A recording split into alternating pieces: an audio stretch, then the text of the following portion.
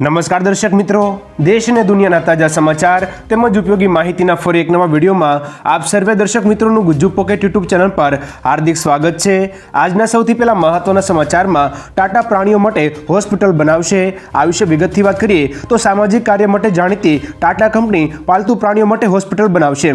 સમાચાર છે કે માર્ચ મહિનાના પ્રથમ સપ્તાહમાં મુંબઈમાં લાંબા સમયથી પેન્ડિંગ પેટ પ્રોજેક્ટ શરૂ કરવામાં આવશે। 165 કરોડના ખર્ચે 2.2 એકર જમીનમાં આ હોસ્પિટલનું નિર્માણ થશે। ઘાયલ તેમજ મૂંગા પાલતુ પ્રાણીઓને પણ તબીબી સારવાર 24 કલાક પૂરી પાડવામાં આવશે। કૂતરા, બિલાડી, સસલા સહિતના નાના પ્રાણીઓને આ સેવા મળશે। ત્યારબાદના વધુ એક મહત્વના સમાચારમાં પેટીએમ મામલે ઈપીએફઓએ લીધો મોટો નિર્ણય। આ વિશે વિગતથી જાણીએ તો આરબીઆઈ એટલે કે રિઝર્વ બેંક ઓફ ઇન્ડિયાએ પેટીએમ પેમેન્ટ્સ બેંક સામે કાર્યવાહી કર્યા બાદ ઈપીએફઓએ પણ ક્લેમ સેવાઓ પર રોક લગાવવાનો નિર્ણય લીધો છે। ઈપીએફઓએ તેની ફિલ્ડ ઓફિસને એક પરિપત્ર જારી કરીને આદેશ આપ્યો છે કે તેઓ એવા ક્લેમ સ્વીકારે નહીં કે જેમનું બેંક એકાઉન્ટ 23મી ફેબ્રુઆરી 2024થી પેટીએમ પેમેન્ટ્સ બેંક સાથે લિંક થયેલ છે। ત્યાર પછીના મહત્વના સમાચારમાં ફ્રીમાં કરો 51મી શક્તિપીઠની પરિક્રમા। આ વિશે વિગતથી વાત કરીએ તો આદ્યશક્તિમાં અંબાના માય ભક્તો માટે સારા સમાચાર સામે આવ્યા છે। અંબાજી ગબ્બરમાં બિરાજમાન 51મી શક્તિપીઠની પરિક્રમા ફ્રીમાં કરવાની તક આવી છે। જો તમે પરિક્રમા કરવા માંગતા હોય તો હવે 51મી શક્તિપીઠ પરિક્રમા મહોત્સવ 2024 યોજાઈ રહ્યો છે। ગાંધીનગરના શ્રદ્ધાળુઓ માટે તંત્રે ખાસ વ્યવસ્થા કરી છે, જેના માટે 12મીથી 16મી ફેબ્રુઆરી સુધી નિઃશુલ્ક અંબાજી બસ દ્વારા લઈ જવામાં આવશે, જેના માટે 70 બસ ફાળવવામાં આવી છે। ત્યાર પછીના મહત્વના સમાચારમાં 10 વર્ષમાં સિલિન્ડરમાં 493 રૂપિયાનો વધારો। આ વિશે વિગતથી વાત કરીએ તો કોંગ્રેસે કેન્દ્ર સરકારના 10 વર્ષના કાર્યકાળ પર બ્લેક પેપર જારી કર્યું છે, જેમાં છેલ્લા 10 વર્ષમાં ઘરેલું ગેસ સિલિન્ડરના ભાવમાં થયેલા વધારાનો મુદ્દો ઉઠાવવામાં આવ્યો છે। કોંગ્રેસે સોશિયલ મીડિયા એક્સ પર એક પોસ્ટર શેર કર્યું છે, જેમાં લખ્યું છે કે 10 વર્ષનો અન્યાયનો કાળ વર્ષ 2014માં ગેસ સિલિન્ડર 410 રૂપિયામાં મળતો હતો, જે વર્ષ 2024માં વધીને 903 રૂપિયા થઈ ગયો છે। ઘરેલું ગેસ સિલિન્ડરની કિંમતમાં 120% એટલે કે 493 રૂપિયાનો વધારો થયો છે। ત્યાર પછીના મહત્વના સમાચારમાં જાન્યુઆરી મહિનો સૌથી ગરમ। આ વિશે વિગતથી વાત કરીએ તો યુરોપિયન યુનિયનની કોપરનિકસ ક્લાઇમેટ ચેન્જ સર્વિસે જાહેર કર્યું કે જાન્યુઆરી મહિનો એ રેકોર્ડ પરનો સૌથી ગરમ મહિનો રહ્યો હતો। કહેવામાં આવ્યું છે કે ગયા જૂનથી દર મહિને પાછલા વર્ષની સરખામણીમાં વધુ તાપમાન નોંધાયું છે। તેનું મુખ્ય કારણ પર્યાવરણીય ફેરફાર છે। C3Sના ડેપ્યુટી ડાયરેક્ટર સમંથા બર્ડસે કહ્યું કે ગ્રીનહાઉસ ગેસના ઉત્સર્જનમાં ઝડપી ઘટાડો કરવો જ એકમાત્ર વિકલ્પ છે। ગયા વર્ષ કરતાં આ વર્ષ ગરમ રહેશે। ત્યાર પછીના મહત્વના સમાચારમાં ધોરણ 10 અને 12ની પરીક્ષાનો કાર્યક્રમ જાહેર। આ વિશે વિગતથી વાત કરીએ તો ગુજરાત રાજ્યના ધોરણ 10 અને 12ના વિદ્યાર્થીઓ માટે મહત્વના સમાચાર આવ્યા છે।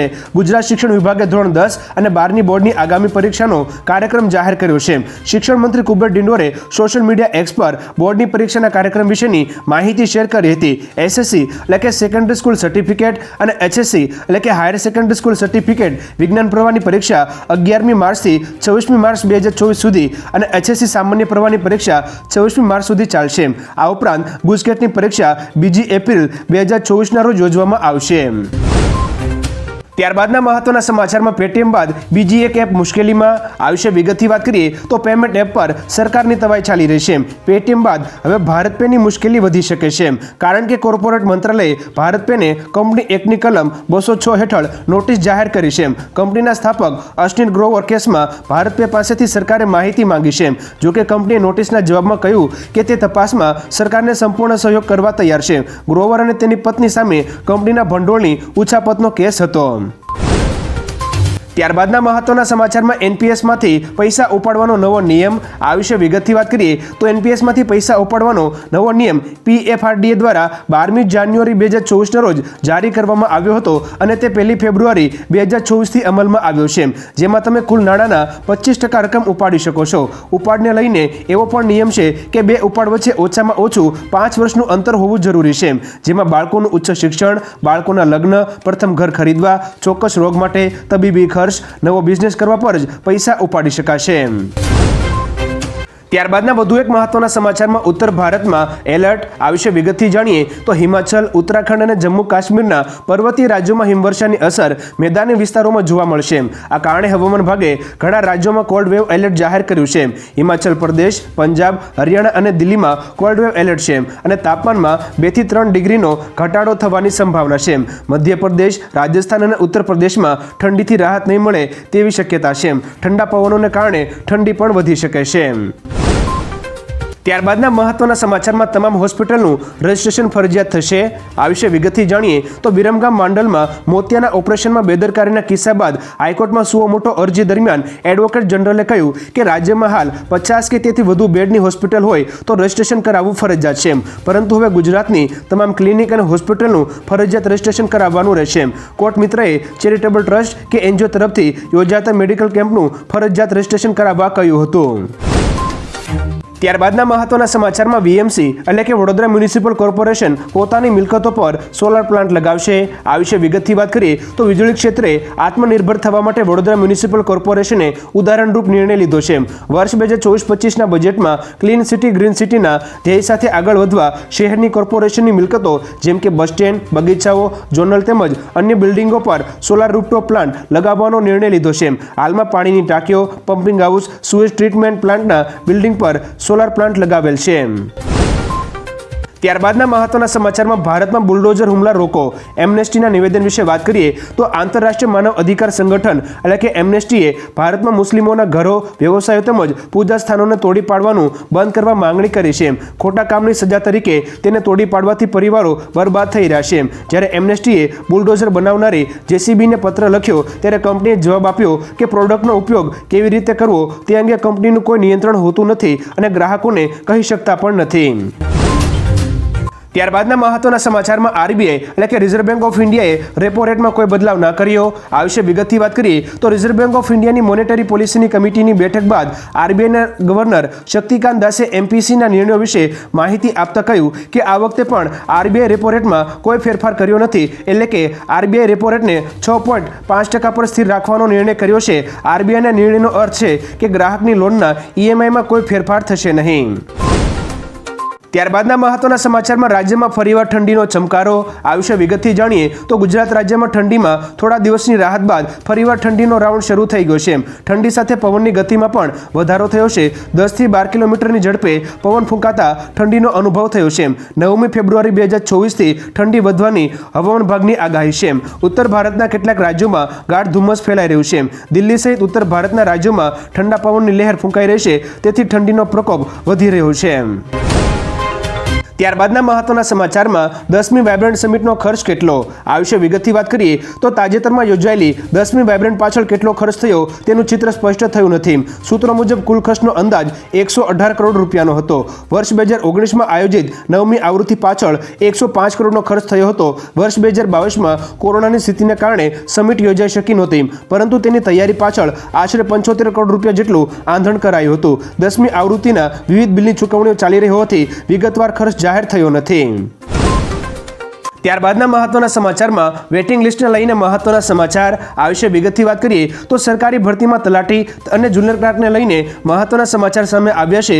સોશિયલ મીડિયા એક્સ પર પંચાયત સેવા પસંદગી મંડળના અધ્યક્ષ હસમુખ પટેલે ટ્વીટ કરીને માહિતી આપતા કહ્યું કે આગામી સમયમાં તલાટી તથા જુનિયર ક્લાર્કની ખાલી જગ્યાની પ્રતીક્ષા યાદી બહાર પડશે. આ સાથે પશુ નિરીક્ષકની ખાલી જગ્યાની પણ પ્રતીક્ષા યાદી બહાર પાડવામાં આવશે. ત્યારબાદના મહત્વના સમાચારમાં એસબીઆઈનું માર્કેટ કેપ 6 લાખ કરોડનું થયું. આ વિશે વિગતથી વાત કરીએ તો દેશની સૌથી મોટી સરકારી bank state bank of India એટલે કે એસબીઆઈના શેરમાં બુધવારે 4% વધારો જોવા મળ્યો હતો. બુધવારે શેર 677ના સ્તરે એટલે કે 52 સપ્તાહના ઉચ્ચ સ્તરે પહોંચ્યો હતો, જેના કારણે બેંકનું માર્કેટ કેપ 6 લાખ કરોડને વટાવી ગયું છે. આ સાથે એસબીઆઈ 6 લાખ કરોડ રૂપિયાના માર્કેટ કેપ સાથે બીજી સરકારી કંપની બની ગઈ છે. એસબીઆઈ સિવાય એલઆઈસીનું માર્કેટ કેપ 6.62 લાખ કરોડ રૂપિયા છે. ત્યારબાદના મહત્વના સમાચારમાં મોદી સરકારે લોકોની આશાઓ પર પાણી ફેરવ્યું. આ વિશે વિગતથી જાણીએ તો છેલ્લા ઘણા દિવસોથી સમાચાર આવી રહ્યા હતા કે કેન્દ્ર સરકાર પીએમ કિસાન સન્માન નિધિ યોજના અંતર્ગત મળનારી રકમને 6,000 રૂપિયાથી વધારીને 12,000 રૂપિયા કરી શકે છે. આ સ્થિતિમાં સામાન્ય માણસને 12,000 રૂપિયા મળશે તેવી આશા હતી, પરંતુ મોદી સરકારે આ આશાઓ પર પાણી ફેરવી દીધું છે. કેન્દ્રીય કૃષિ મંત્રી અર્જુન મુંડાએ લોકસભામાં કહ્યું કે આવી કોઈ દરખાસ્ત હાલમાં સરકાર પાસે વિચારણા હેઠળ નથી. હવે દર્શક મિત્રો, આ અંગે તમારું શું કહેવું છે નીચે કોમેન્ટ કરીને જરૂરથી જણાવજો. ત્યારબાદના મહત્વના સમાચારમાં ખડગેએ જાહેર કર્યું બ્લેક પેપર. આ વિશે વિગતથી વાત કરીએ તો મોદી સરકારના 10 વર્ષના કાર્યકાળ પર કોંગ્રેસ અધ્યક્ષ મલ્લિકા અર્જુન ખડગેએ બ્લેક પેપર બહાર પાડતા કહ્યું કે અમે યુવાનો, મહિલાઓ, ખેડૂતો અને કામદારો સાથે થયેલા અન્ય સંબંધિત બ્લેક પેપર બહાર પાડ્યું છે. વડાપ્રધાન મોદીએ જ્યારે સંસદમાં પોતાના વિચારો રજૂ કરે છે ત્યારે તે પોતાની નિષ્ફળતા છુપાવે છે. સરકારની નિષ્ફળતાઓની વાત કરીએ ત્યારે તેને મહત્વ આપવામાં આવતું નથી, તેથી અમે બ્લેક પેપર બહાર લાવી રહ્યા છીએ. ત્યારબાદના અગત્યના સમાચારમાં રાજ્યમાં બાળકો ભણી શકશે વિદેશી ભાષા. આ વિશે વિગતથી જાણીએ તો ગુજરાતમાં 2 યુનિવર્સિટીઓમાં વિદેશી ભાષાનો અભ્યાસક્રમ શરૂ કરવામાં આવશે.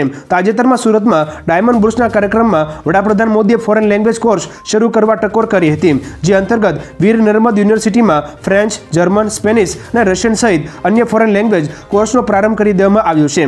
ગુજરાત યુનિવર્સિટીમાં પણ નવા શૈક્ષણિક વર્ષથી વિદેશી ભાષાનો કોર્સ શરૂ કરવામાં આવશે.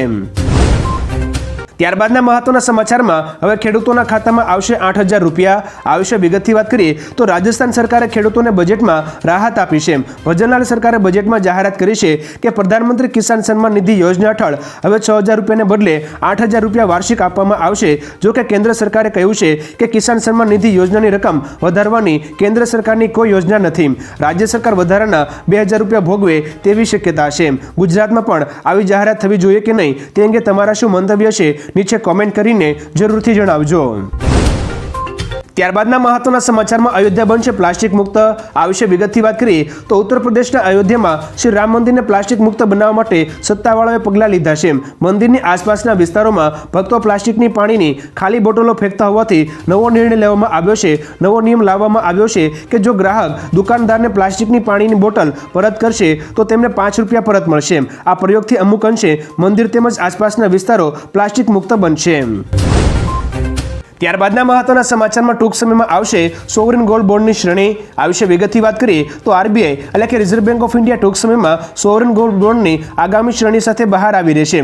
વર્ષ 2023-24ની ચોથી શ્રેણી 12મી ફેબ્રુઆરી 2024થી સબસ્ક્રિપ્શન માટે ખુલશે. તમને આમાં રોકાણ કરવાની 16મી ફેબ્રુઆરી સુધી તક મળશે. આ યોજના હેઠળ તમે ન્યૂનતમ 1 ગ્રામથી 4 કિલો સુધી 24 કેરેટ સોનું ખરીદી શકો છો. તમે એનએસસી, બીએસસી, પોસ્ટ ઓફિસ અને કોમર્શિયલ બેંક સહિત એસએસસીઆઈએલ મારફતે રોકાણ કરી શકો છો.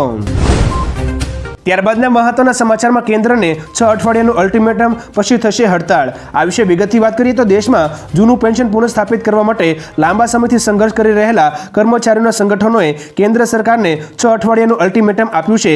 તેમનું કહેવું છે કે જો આ સમયગાળામાં જૂનું પેન્શન પુનઃસ્થાપિત નહીં થાય તો દેશભરમાં અચોક્કસ મુદતની હડતાળ કરવામાં આવશે.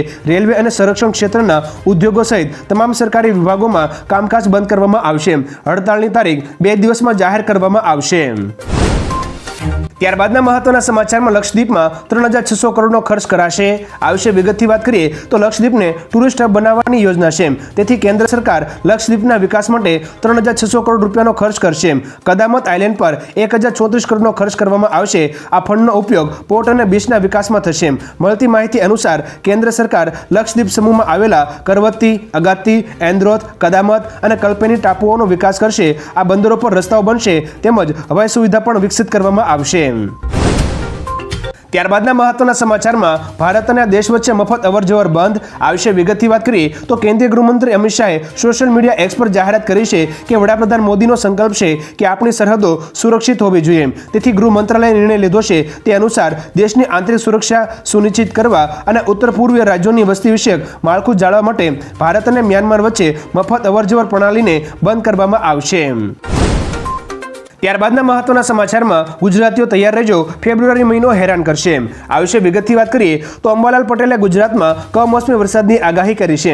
ત્યારે વેસ્ટર્ન ડિસ્ટર્બન્સને કારણે સૌરાષ્ટ્ર, ઉત્તર ગુજરાત અને કચ્છમાં વાદળો બની શકે છે. તેવી આગાહી છે કે ફેબ્રુઆરી મહિનામાં કમોસમી માવઠું નડશે. ફેબ્રુઆરી મહિનામાં જ ઠંડીનો એક રાઉન્ડ આવશે.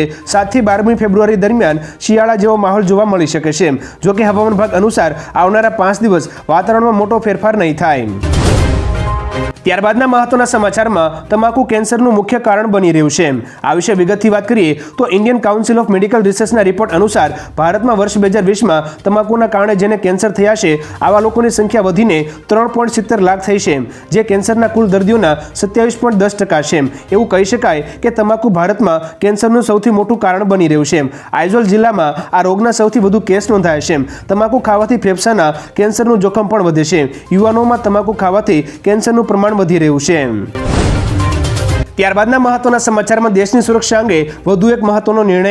આ વિશે વિગતથી વાત કરીએ તો કેન્દ્ર સરકારે ભારત મ્યાનમાર સરહદ પર એક મહત્વની યોજના દાખલ કરવાનો નિર્ણય કર્યો છે. કેન્દ્રીય ગૃહમંત્રી અમિત શાહે મંગળવારે જાહેરાત કરી હતી કે કેન્દ્ર સરકારે 1643 કિલોમીટર લાંબી ભારત મ્યાનમાર સરહદ પર ફેન્સિંગ લગાવશે. આ સિવાય સરકાર દેખરેખ વધારવા માટે બોર્ડર પેટ્રોલિંગ માટે ટ્રેક પણ બનાવશે. કેન્દ્ર સરકારની આ યોજનાને દેશની સરહદોને અભેદ બનાવવા માટે એક મહત્વનું પગલું માનવામાં આવી રહ્યું છે. ત્યારબાદના મહત્વના સમાચારમાં 8મા પગાર પંચ અંગે કેન્દ્ર સરકારનો ચોંકાવનારો જવાબ. આ વિશે વિગતથી વાત કરીએ તો 8મા પગાર પંચની રાહ જોઈ રહેલા સરકારી કર્મચારીઓને આશા હતી કે ચૂંટણીના વર્ષમાં તેની જાહેરાત થઈ શકે છે. જો કે નાણાં રાજ્યમંત્રી પંકજ ચૌધરીના જવાબથી કર્મચારીઓ ચોંકી ગયા છે. એક લેખિત પ્રશ્નના જવાબમાં તેમણે કહ્યું કે સરકાર પાસે 8મા પગાર પંચને લઈને કોઈ પ્રસ્તાવ વિચારણા હેઠળ નથી. અગાઉ કેન્દ્ર સરકારે પણ જાહેરાત કરી હતી કે તે પગાર પંચને બદલે પરફોર્મન્સ આધારિત સિસ્ટમ લાવવા માંગે છે. ત્યારબાદના મહત્વના સમાચારમાં ઉત્તરાખંડ બાદ હવે આ 2 રાજ્યો કરી રહ્યા છે યુસીસીની તૈયારી. આ વિશે વિગતથી વાત કરીએ તો ઉત્તરાખંડ બાદ હવે વધુ 2 રાજ્યો યુસીસી એટલે કે યુનિફોર્મ સિવિલ કોડ લાગુ કરવા અંગે તૈયારી કરી રહ્યા છે. મધ્યપ્રદેશ અને રાજસ્થાને પોતાના રાજ્યોમાં યુસીસી લાગુ કરવામાં રસ દાખવ્યો છે. મધ્યપ્રદેશના નાયબ મુખ્યમંત્રી રાજેન્દ્ર શુક્લાએ કહ્યું કે વડાપ્રધાન મોદીના માર્ગદર્શન હેઠળ યુસીસીના અમલીકરણ પર વિચાર કરવામાં આવશે. રાજસ્થાને પણ યુસીસી અંગે રુચિ બતાવતા વિધાનસભામાં રજૂ કરવાની જાહેરાત કરી છે. રાજસ્થાનના મુખ્યમંત્રી ભજનલાલે પણ આ માટે મંજૂરી આપી દીધી છે.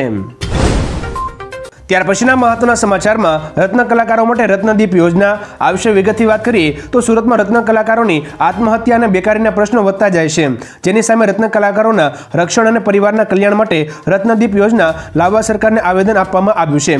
મુખ્યમંત્રી ભૂપેન્દ્ર પટેલ અને ઉદ્યોગ મંત્રી બળવંતસિંહ રાજપૂતને રત્ન કલાકાર યુનિયન મંડળ દ્વારા આવેદનપત્ર આપી રજૂઆત કરવામાં આવી છે. જો કે સરકાર આ યોજના લાગુ કરશે કે નહીં અને કેટલા સમયમાં લાગુ કરશે તે મહત્વનો સવાલ છે. દર્શક મિત્રો, તમને શું લાગી રહ્યું છે? સરકાર આ યોજનાનો અમલ કરશે કે નહીં? નીચે કોમેન્ટ કરીને જરૂરથી જણાવજો. ત્યાર પછીના મહત્વના સમાચારમાં ગુજરાતના ખેડૂતો માટે માઠા સમાચાર. આ વિશે વિગતથી વાત કરીએ તો સરકાર ખેડૂતો માટે અનેક યોજનાઓ લાવે છે. ખેડૂતોને 15 કલાક વીજળી આપવાની યોજના અંગે સરકારે જાહેરાત કરી હતી. જો કે આ યોજનાને લઈ વિધાનસભામાં પૂછાયેલા સવાલના જવાબમાં સરકારે આ યોજના અંગે ઊંચા હાથ કર્યા છે. સરકારે જવાબમાં કહ્યું કે ખેડૂતો માટે હાલમાં આવી કોઈ યોજના લાવવાની તૈયારી નથી. ગુજરાતના ખેડૂતો માટે જેસે તે વેસેની સ્થિતિનો સામનો કરવાનો વારો આવ્યો છે. દર્શક મિત્રો, અંગે તમારું શું કહેવું છે? નીચે કોમેન્ટ કરીને જરૂરથી જણાવજો. ત્યારબાદના મહત્વના સમાચારમાં રેલવેનો આ નિયમ જાણવો જરૂરી. આ વિશે વિગતથી વાત કરીએ તો ટ્રેનમાં મુસાફરી શરૂ કરતા પહેલા અથવા મુસાફરી દરમિયાન ટીટીને લાગે કે એવી સંભાવના છે કે કોઈ મુસાફરની તબિયત સારી નથી, તે મુસાફરી કરી શકે તેમ નથી, ત્યારે ટીટી ખરાબ સ્વાસ્થ્યને કારણે પેસેન્જરને ટ્રેનમાંથી બહાર કરી શકે છે. મુસાફર પાસે ફર્સ્ટ કે જનરલ ક્લાસની ટિકિટ હોય તો પણ આ નિયમ લાગુ કરાવી શકાય છે. જો કે ટીટી મેડિકલ સર્ટિફિકેટ સાથે મુસાફરી કરવાની મંજૂરી આપી શકે છે. ત્યાર પછીના મહત્વના સમાચારમાં પોલીસ ભરતીને લઈને નવા નિયમો જાહેર. આ વિશે વિગતથી વાત કરીએ તો પોલીસ ભરતીની તૈયારી કરતા ઉમેદવારો માટે ખાસ મહત્વના સમાચાર આવ્યા છે. સરકારે પોલીસ ભરતીના નિયમોમાં ફેરફાર કર્યો છે, જેમાં દોડના ગુણ હવેથી ગણવામાં આવશે નહીં. શારીરિક કસોટીમાં પાસ થયેલ ઉમેદવાર જ પરીક્ષાનો ટેસ્ટ આપી શકશે. નવા નિયમ અનુસાર હવેથી 200 માર્કનો MCQ ટેસ્ટ આપવાનો રહેશે, જેના A અને B વિભાગો હશે. આ બંને વિભાગમાં પાસ થવા માટે 40 ગુણ ફરજિયાત લાવવાના રહેશે.